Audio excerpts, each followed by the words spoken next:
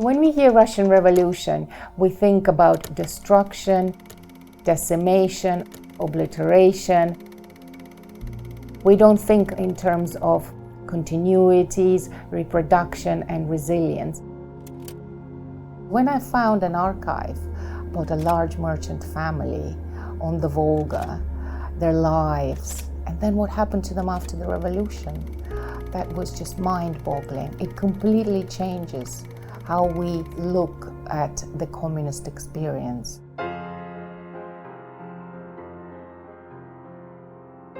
In Stalin's Russia, so many members of the old bourgeoisie were hounded, persecuted. They could lose their lives just for being quote-unquote bourgeoisie in the Marxist scheme of things. People were afraid to keep records because they could lose their lives for simply being on the wrong side of the revolution. And they destroyed records. There's absolutely no paperwork.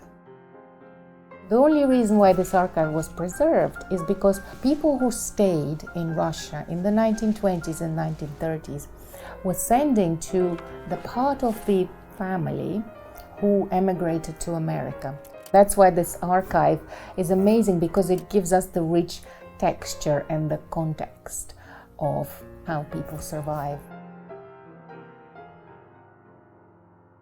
The Inequality archive has all sorts of really interesting snippets, a vast trove of photographs, letters that are full of agony and at the same time full of a spirit of life, marriages, births, deaths, betrothals, family gossip. And reading more, there are receipts, remittances, packages that were sent at the height of Stalinism.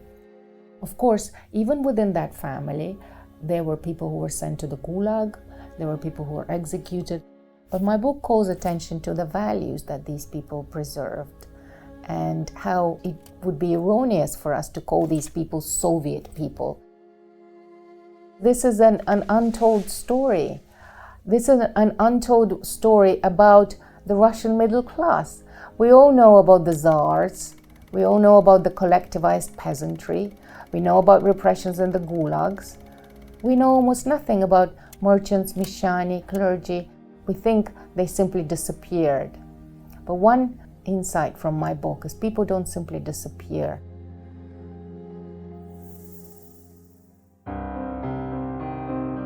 Imperial Russian society was rigidly stratified into estates. The system survived all the way until 1917. It was so rigid and so densely permeated all aspects of social life that it has been likened to the caste system in India. So it divided society into peasants at the very bottom, the vast majority of the population. Then there were at the very top the hereditary aristocracy and the personal nobles. Then there were clergy, and then there were the urban groups, which we know very little about. We know about the merchants, but the other group were these mysterious mishani. And actually, after peasants, they were the largest group. But they have been completely airbrushed out of historical works, political science works. Few people have written about estates, because this is just like the Tsars and their palaces and the Romanovs. This is one of those things that people say, well, it's been destroyed. And my analysis completely debunks that, because they didn't disappear.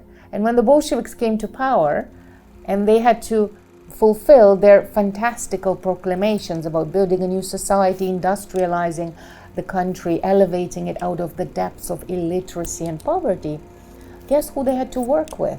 They very quickly realized that they needed teachers, they needed doctors. And where did these people come from? These were the clergy, the mishani, the merchants, and the nobles. And that's why I identify them as the core of the imperial bourgeoisie, but also the Soviet middle class.